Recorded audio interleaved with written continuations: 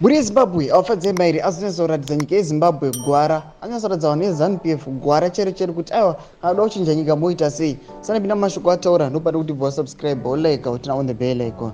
Toramba uchiona maupdates anokupa pano paZim News Live. Noti Fadzai Mahere aratidza kuti ari kutoda akatotsoma ZANU-PF zingaiti. Anonyora achiti utonzwa mumwe achiti stick to law, this is economics. In your head, why do you think it's called legal tender?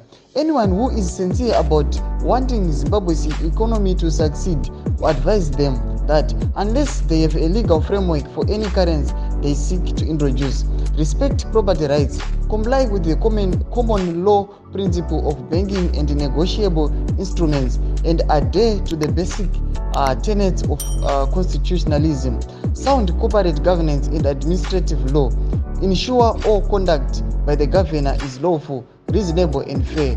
They are on a highway to nowhere. It won't work. We now need new leaders. Ndo mashoko anoitwa na Fadzai Mahere ekuti aiwa kana vakomana ava idanyasi kuchinja zvinhu kana ngavakombolai kuma rules and regulations nyangwe nemagavhena aiwa ngavanyasi kuita zvinhu aiwa zvine musoro chaizvo. Saka samari ngotaurwa pana Mahere angozama kuti she is emphasizing the importance of a legal framework, property rights and constitutional adherence for Zimbabwe's economic success, calling for new leaders. Ndo mashoko anyaya kutogwa na Fadzai Mahere achiti aiwa zvanyanya vakomana ava vanenge vari kurana zvinhu zvavasingagoni zvavasikunyasa kunzwisisa. Muri Zimbabwe chimbotudzai mafungiro enyu muri kudii pamusoro penhau iyi, pamusoro penyaya iyi. Pine comment section medu musangana usubscribe like, panoita nokutina on the bell icon.